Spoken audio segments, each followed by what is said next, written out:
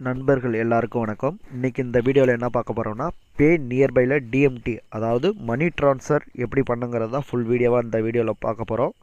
வீடியோவை ஸ்கிப் பண்ணாமல் முழுசாக பாருங்கள். நம்ம வீடியோவும் ஃபாலோ பண்ணிங்க, லைக் அண்ட் சப்ஸ்கிரைப் பண்ணிவிடுங்க. அதே போல் பே நியர்பையில் ஐடி யாருக்காவது தேவைப்பட்டதுன்னா நம்மளோட ஸ்க்ரீனில் கான்டாக்ட் நம்பர் கொடுத்துருப்போம். அதில் உள்ள கான்டாக்ட் நம்பர் கால் பண்ணியோ இல்லை வாட்ஸ்அப் மூலியமாகவோ நீங்கள் கான்டாக்ட் பண்ணி நீங்கள் ஐடி வாங்கிக்கலாம். இப்போதைக்கு பே நியர்பை ஐடியில் உள்ளார போய்க்கலாம். ஐடியில் உள்ளார போனதும் பார்த்தீங்கன்னா ஹோம் பேஜில் பேங்கிங் அண்ட் சேவிங்கில் AEPS micro ATM money transfer இருக்கும். அது மணி ட்ரான்ஸ்ஃபர் பண்ணுறதுக்கு முன்னாடி நம்மளுக்கு லெஜரில் வந்து மெயின் பேலன்ஸில் அமௌண்ட் இருக்கணும்.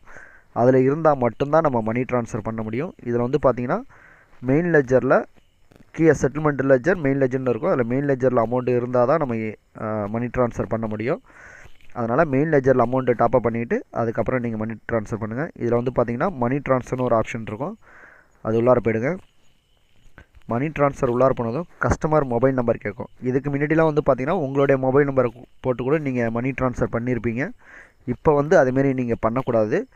யார் கஸ்டமர் ட்ரான்ஸ்ஃபர் பண்ணுறதுக்கு பணம் அனுப்பிவிட வராங்களோ அவங்களுடைய மொபைல் நம்பர் போட்டு அவங்களுடைய ஆதார் நம்பரை போட்டு கேஒய்சி பண்ணி தான் நீங்கள் வந்து மணி ட்ரான்ஸ்ஃபர் பண்ணணும்.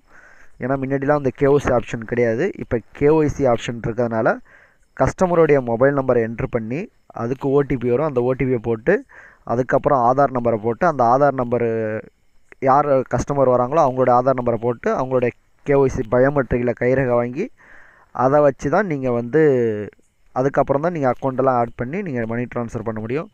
வீடியோவை முழுசாக பார்த்தா தான் உங்களுக்கு நல்லா கிளியராக புரியும். இப்போ வந்து கஸ்டமருடைய மொபைல் நம்பரை இதில் என்ட்ரு பண்ணிக்கலாம்.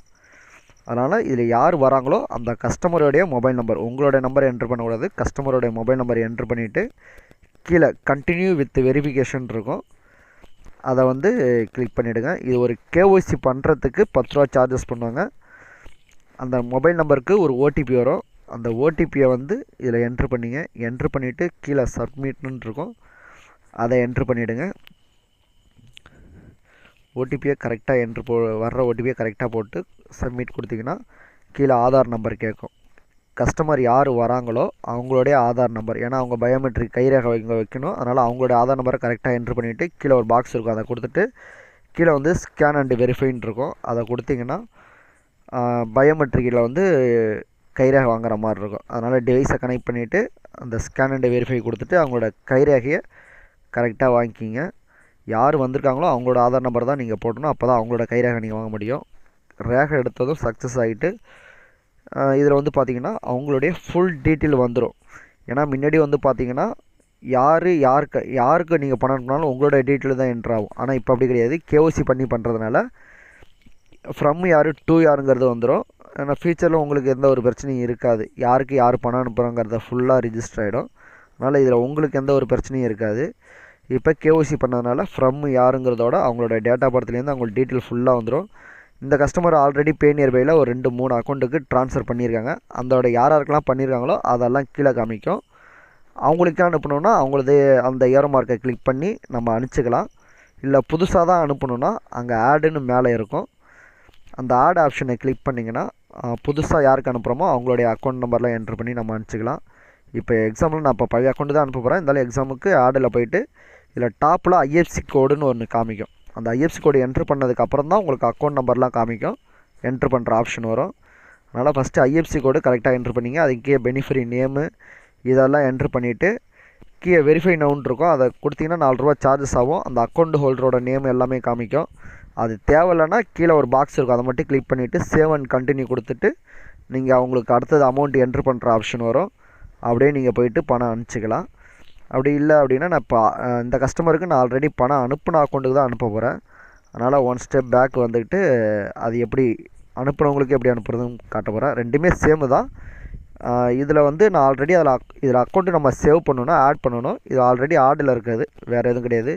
இதில் இப்போ நான் ஒரு அக்கௌண்ட்டுக்கு வந்து நான் அனுப்ப போகிறேன். அதில் கடைசியாக 3ஆவதாக இருக்கிற அக்கௌண்ட்டை கிளிக் பண்ணிக்கிறேன். கிளிக் பண்ணதும் நம்மளுக்கு அதில் ஃப்ரம் யார் டு யாருங்கிற டீட்டெயில் ஃபுல்லாக வந்துடும். மேலே அமௌண்ட்டு மட்டும் என்ட்ரு பண்ணிவிட்டு 1000 இப்போ நான் 1000 ரூபா அனுப்ப போகிறேன். 1000 ரூபா என்ட்ரு பண்ணிவிட்டு கீழே சப்மிட் கொடுத்துருங்க. அது கொடுத்தது ஃப்ரம் டு எல்லாமே வந்துடும். அது கீழே கன்ஃபார்ம்னு ஒரு ஆப்ஷன் இருக்கும். இதுக்கு வந்து பார்த்திங்கன்னா கன்ஃபார்ம் கொடுத்ததோ அடுத்தது ஓடிபி, அந்த மொபைல் நம்பர் கஸ்டமருடைய மொபைல் நம்பருக்கு மறுபடியும் ஒரு ஓடிபி வரும். அதெல்லாம் நம்ம என்ட்ரு பண்ணுற மாதிரி இருக்கும். கீழே கன்ஃபார்ம்னு இருக்கும், அதை கொடுத்துருங்க. இது மெயினாக வந்து பார்த்திங்கன்னா மெயின் லெஜரில் அமௌண்ட் இருக்கணும். கன்ஃபார்ம் கொடுத்ததும் நம்மளுக்கு இதுலேயும் பார்த்திங்கன்னா இன்ஃபர்மேஷன் ஃப்ரம் யார் டு யாருங்கிறத காமிச்சிடும். இதில் ஓடிபியை வந்து நம்ம என்ட்ரு பண்ணணும். அதில் வந்து பார்த்திங்கன்னா கெட் ஓடிபின்னு இருக்கும். அதை நீங்கள் கிளிக் பண்ணதுக்கப்புறம் தான் ஓடிபியே கஸ்டமருக்கு வரும். அந்த கெட் ஓடிபிங்கிறத கிளிக் பண்ணிவிடுங்க. கெட் ஓடிபி கிளிக் பண்ணதும் கஸ்டமருடைய மொபைல் நம்பருக்கு ஓடிபி வந்துடும். அதுக்கப்புறம் என்டர் ஓடிபி இருக்கிற இடத்த நம்ம டச் பண்ணிவிட்டு அங்கே வந்து கஸ்டமர்ட்டேருந்து அந்த ஓடிபியை வாங்கி அங்கே என்ட்ரு பண்ணிவிடுங்க. என்ட்ரு பண்ணிவிட்டு ஓடிபியை கரெக்டாக என்ட்ரு பண்ணிவிட்டு கீழே சப்மிட் ஓடிபின்னு இருக்கும். அதை கிளிக் பண்ணதும் அதுக்கு பக்கத்தில் ஸ்டேட்டஸ்னு ஒரு ஆப்ஷன் இருக்கும். அந்த ஸ்டேட்டஸில் டிக்கு போட்டு க்ரீன் கலரில் வந்தால் மட்டும்தான் அந்த ஓடிபி வந்து சக்ஸஸ்னு அர்த்தம். அந்த டிக்கு வந்ததுக்கப்புறம் கீழே ப்ரொசீடுன்னு இருக்கும், அதை கிளிக் பண்ணிவிடுங்க. அதை கிளிக் பண்ணிட்டீங்கன்னா உங்களுக்கு கஸ்டமர் உங்கள்கிட்டேருந்து பணம் சென்ட் ஆகிட்டு ஃபுல் டீட்டெயில் வந்து ஷோ ஆகிடும். இதில் வந்து கஸ்டமரோட நேமு, பெனிஃபிரி எல்லாமே இதில் வந்து எல்லாமே வந்து என்ட்ரு ஆகிடும். ட்ரான்சாக்ஷனும் சக்ஸஸ் ஆகிடும்.